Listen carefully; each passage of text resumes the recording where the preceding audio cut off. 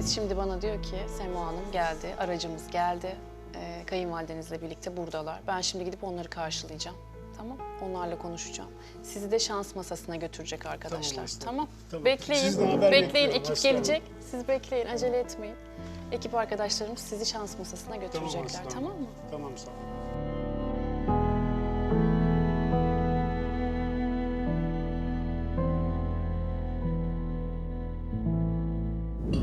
Ben onun yüzünü bile görmek istemiyorum anne. Niye geldik buraya? Niye getirdin beni Kızım, sen sakin buraya ol. ya? Bir gelsin İstemiyorum o aslanım, katili konuşalım, görmeyi ya. görüşelim. İstemiyorum ya. Kimse zorla seni tutmaz burada. Biraz sabır. Bekle, şimdi gelir. Bekliyoruz. Neyi bekliyorsak tamam bekleyelim. Aslanımla görüşeceğiz. Belki güzel bir şey olur. Sen kendi üzmeyi bekle. Anne bu Bırakma saatten be sonra yavrum. ne olacak? Ne olabilir ki bu saatten sonra? Ne bekliyorsun anne o adamla? Benim bu saatten sonra o adamla bir işim yok. Olamaz da.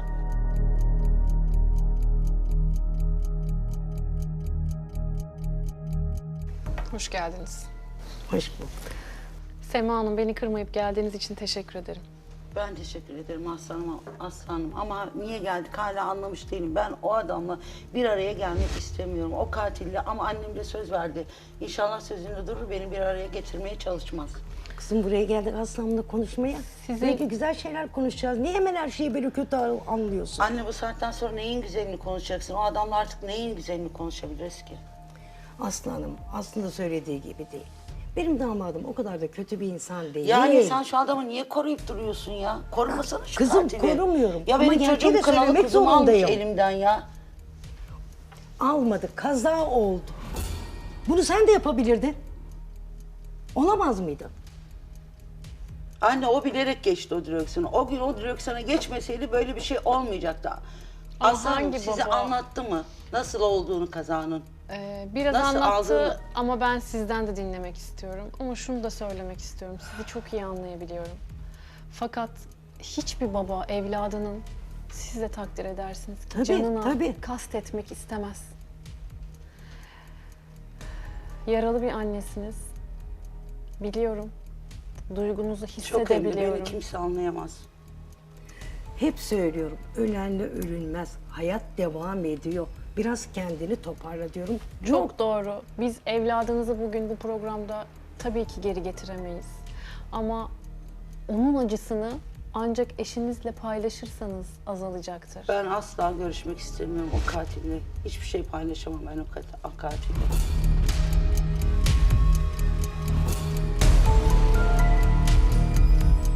Siz peki olayda eşinizi suçlu buluyorsunuz anladığım Evet, kadarıyla. Biraz anlatır mısınız olayı?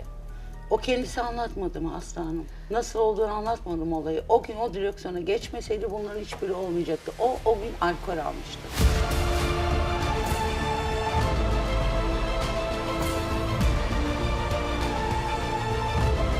Evet aslanım, o gün alkollüydü. Alkol almıştı. Benim çocuğumun canını da öyle aldı işte. Gündüz vakti içki mi içerdi eşiniz? Gündüz saati mi artık gece mi gündüz mü hangi saatte içtiğini ben bilmiyorum ama o gün alkollü olduğunu çok iyi biliyorum. Eminsiniz değil mi eminim. testle? Evet evet. Aslanım öyle değil. Nasıl? Damat bizim o gün gündüz içmedi. Bir gün önce eve akşamdan Of zaten anne ya. alkollü gelmiş. Kızım Anne eve niye şu sarhoş adamı gelmemiş böyle miydi? bu Acaba kadar... alkollü gelmemiş miydi? Sonuçta alkol alıp da o kazayı yaptı mı yaptı. Yaptı. Çocuğumun canını aldı mı aldı Yaptı değil mi? ama Gitti ertesi gün evladım bak ayılması yok lazımdı. yani. Niye o zaman karakol gün zabıtlarında alkol gözükmüyor bile? Nasıl almış anneciğim? diyorlar? Aslanım hastaneye gittiğimizde bu olaydan önce polisler bunu tutuklamadan önce buna test yapılıyor. Tamam. Test yapıldığı zaman da alkollü olduğu ortaya çıkınca Tamam. bunu akabinde Kan testi tutukluyorlar. yapıldı olaydan Evet, yapıldı. sonra ve Çok akabinde az alkol tutukluyorlar bunu. çıktı. kan testinde alkol çıktı. Evet, Doğru evet, anlıyorum. Evet, çok az bir alkol çıkmış. O da dün akşamdan kaldığı için. Gerçi ben böyle şeyler anlamam ama ayılamamış yani bir Bir şekilde. gece önce mi içki içmiş? Bir gece önce yani. O gün iş yerinde gündüz içmemiş. Bir gece önceden kalan Evet. alkolün etkisiydi diye düşünmek istiyorum. Yani o gün alkollüyken Evet, öyle. olmuş olduğunu düşünmek dahi istemiyorum. Öyle oldu aslında. Maalesef benim çocuğum öyle gitti işte. Yok yani hayatta. Bak şu an yok çocuğum yok. Ben ya yapayalnız kaldım ya. Yok çocuğum yok. Bir de beni o katille görüştürmeye çalışıyor annem. Kızım, ya. Sema. İstemiyorum ben. O katili hayatımda istemiyorum Bizim içimiz anne ya. yanmıyor mu zannediyorsun? Senin çocuğunsa benim neyim? Benim de torunum, benim de canım yanıyor. Benim kadar yanamaz anne. Benim bağrım yanıyor Zamanı ya. Benim geri kadar getirebilecek yanamazsın. misin? Zamanı geri getirebilecek misin? O da bana Öyle çocuğumu getirecek geri misin? verebilecek. Keşke geri verebilsene. Ben de onunla barışabilsem.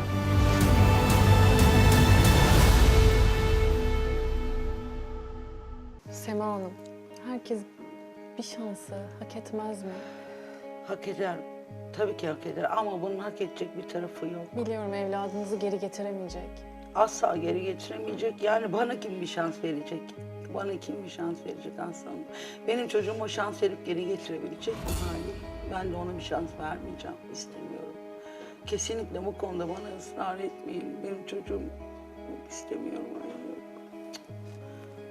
Ne hissediyorsunuz? Eşinizi görürseniz o olaylar yeniden... Olaylar yeniden sanki yani yeni başlamış, yeni olmuş gibi, tazelenmiş gibi olacak. Şey O yüzden gibi mi düşünüyorsunuz? Ben onun yüzüne her baktığımda evladım... o olayı hatırlayacağım. Yani yok istemiyorum. O çocuğumu hatırlayacağım. Ya çocuğumu öldürmüş olduğunu hatırlayacağım.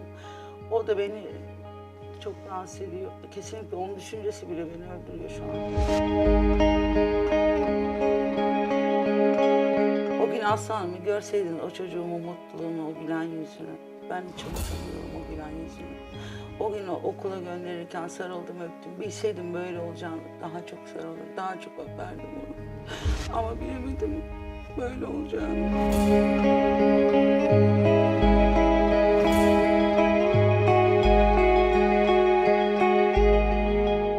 İstemiyorum o adamla kesin. Ya çocuğumun hala o gün gidişi, evden çıkışı hiç gözümün önünden gitmiyor. Siz bana biraz önce öyle bir şey söylediniz ki... Kendi... Ben sizin eşinize, eski eşinize daha doğrusu... biraz önce konuştuğumda kızamamıştım. Çünkü hiçbir baba evladının canını kastetmek istemez. Ben o gün onun hala işte onu diyorum ya alkol oluşunun İşi kabullenemiyorum değiştirdi. ben. Alkol şu anda bütün işleri ve benim bakış açımı değiştirdi. Hasan'ım bilmiyorum haberi nasıl aldım, kim verdi hatırlamıyorum. O gün hiç hatırlamıyorum. Ama aldığımda hastaneye nasıl koştum, nasıl gittim bilmiyorum. Gittiğimde zaten çocuğum gitmişti. Yoktu hayatta. O an dünya durdu. Gözüm karardı. Hiçbir şey görmedim. O günden beri ben de değilim aslanım, değilim ya. Çok kötüyüm. O hastaneye gidişimi hiç hatırlamıyorum bile. Aynen öyle. Sonradan ben haber aldım. Ben de koştura koştura hastaneye gittim gibi de ne göreyim. Kızım yerlerde yatıyor, kendini duvarlara vuruyor, saçını başını yoluyor. Torunuma mı yanayım, kızıma mı yanayım? Ben böyle bilmiyorum, şey gibi kaldım ortalık yerde. Zor topladım yerlerden kızımı. Çok zor aslanım, söyleyecek bir şey bulamıyorum. Siz hastaneye gittiniz. Kızınız yerlerde, tabii ki haklı olarak evladını görüyor orada. Ve aynı zamanda kızınız 7 aylık hamileydi siz. Evet, bir daha hamileydim.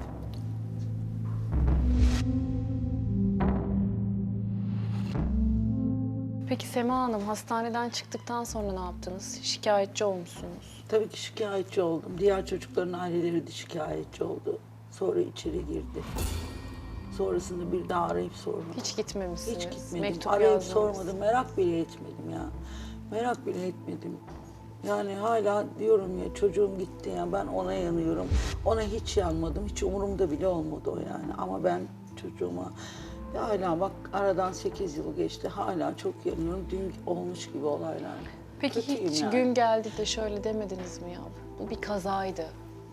İstenilerek yapılan bir şey değildi. Onu diyemiyorum işte çünkü hani alkollü olduğunu bildiğim Evet, için onu biz ben bilmiyorduk. diyemiyorum. Alkol işin Evet. rengini O değiştirdi. alkolü almasaydı benim çocuğumun da o gün bir şey olmayacaktı, olmayacaktı ya.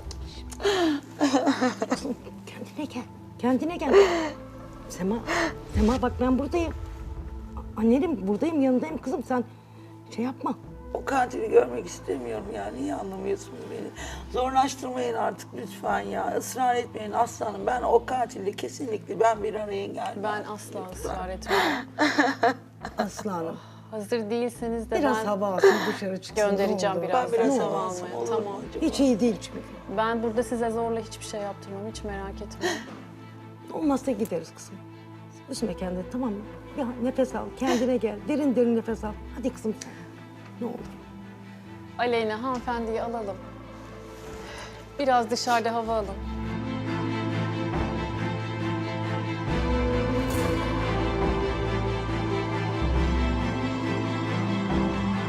Asiye teyzeciğim. Böyle işaret yaptın bana. İkinci çocuğu sorunca sus dedin. O yüzden devam etmedim. Evet, Belli ki benimle baş başa konuşmak istedin. istedim. Neden? İstedim. Şimdi şöyle, zaten baştan söylemiştim ben en başında. Benim damadım kötü bir insan değil. Ama işte talihsiz bir kaza geldi başına. Alkol konusunda zaten zabıtta bile çok az alkol olduğu söyleniyor. Benim kızım benim evimde doğum yaptı. Ben onu götürdüm hastaneye. Kızınız eşini alkol aldığı için bu kazayı yapmakla suçluyor. Ama siz de diyorsunuz ki şimdi bana dün geceden aldığı bir alkol vardı ve çok sınırın altında, yasal sınırın altında çıktı. Evet, Bu kanıtlandı. kanıtlandı tabii ki. Zabıtta Şunu da var. mu anlamalıyım ben o zaman? Alkol kandan ancak ve ancak 24 saat sonra tam anlamıyla çıkıyor. Dolayısıyla ertesi güne kalan alkol dün geceden kalan alkoldü. Evet. Bu konuda hemfikiriz, doğru mu? Doğrudur. Tamam. Doğru. Peki evde mi doğum yaptı? İkinci Hayır, doğum. hastaneye götürdüm ikinci doğumunda. Çünkü eşi hapishaneye girince evi kapattı. Kendi evimi aldım, eşyalarını sattık, evi dağıttık, kızı yanıma aldım. Mecburen bende kalıyordu. Babası ben, o yaşıyorduk yani. Tamam.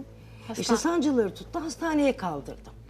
Ama benim kızım hiç çocuğunu kucağına bile almak istemiyor. Nefret etti çocuktan. Doğum yaptı, çocuk sağlıklı. Evet, sağlıklı, güzel, ne bileyim adını da kendi koydu Uras diye. Ama çocuğunu kucağına alıp bir pişlemedi benim kızım. Neden? Sanki ona bakınca, benim düşüncem, sanki ona bakınca o sebepmiş. Ne bileyim o çocuktan nefret etmek için, belki de yüzünü görse sevecek, sevmesin diye. Bir suçluluk mu hissediyordu? Belki onları düşündüğü için hiç çocuğu yanına almadı. Hemşire çocuğu getiriyor emzir diye. Vallahi böyle al çocuğu böyle koyuna, kafa burada. Çocuğu emzir. Çocuğu reddetti. Evet, çocuğunun yüzüne bile bakmadı. Aslında doğum sonrası bir depresyon yaşamış kendisi. Bu yaşanan travmalarda çocuğunun, evladının kaybı da hanımefendiyi bu konuda tetikleyen bir olay olmuş. Belki de o çocuğuna, yeni doğan bebeğine her baktığında vefat eden, ölen evladına karşı kendini suçlu hissediyordu. Muhtemelen bu yüzden Ben de çocuğunu öyle reddetti. düşünüyorum. Doğru Evet, mu? Doğru söylüyorsunuz. Baktım yemeden içmeden de kesildi. Yemek de yemiyor. Dedim bunun sütü kesilecek. Evet. Gittim, ben bir ara çıkayım dedim, o uyuyordu. Gideyim dedim bari kantine, bir şeyler yaptırayım. Sucuklu tostu falan çok sever bile, kaşar peynir sucuklu tostları. Gittim onu yaptırdım, aldım, odaya geldim. Odaya çıktınız. Bebeği getirmişler. Emzirdi galiba, koymuş böyle beşiğe. Eğilmiş üstüne, yastığı da almış, böyle çocuğu öldürecek. Çocuğu öldürecek, boğuyor. Siz o anda girdiniz içeriye. Ben o anda girdim içeri. Nasıl bağırıyorum biliyor musunuz? Allah'ım yarabbim kimsenin başına vermesin. Dert üstüne dert. Ne yaptınız peki? Bağırdım. Hemşire, doktor kimse yok mu yardım edin diye. Bir şey oldu mu çocuğa? Zaten geldiler ve başhekimlik olaya el koydu. Bizi de bir hafta yakın hastaneden salmadılar.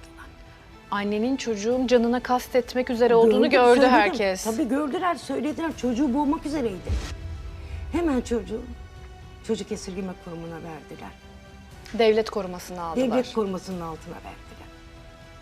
Ben de tabii çaresiz kaldım. Hadi engelleyeyim desem nasıl engelleyeceksin? Alıp eve götürsem ne yapacağım? Benim kızımın zaten aklı başında değil. Ya bir de evde de o çocuğu boğmaya kalkarsa? Mecbur kaldım torunumdan vazgeçmeye. Götürün dedim. Ben kendi kızıma sahip çıktım ancak. Ben bu yaşımda anca ona bakabilirim. Bir de ona bakamazdım. Gerçi suçluluk hissediyorum. Çok üzülüyorum ama. O nasıl canına yanıyorsa ben de kendi canıma yanıyorum.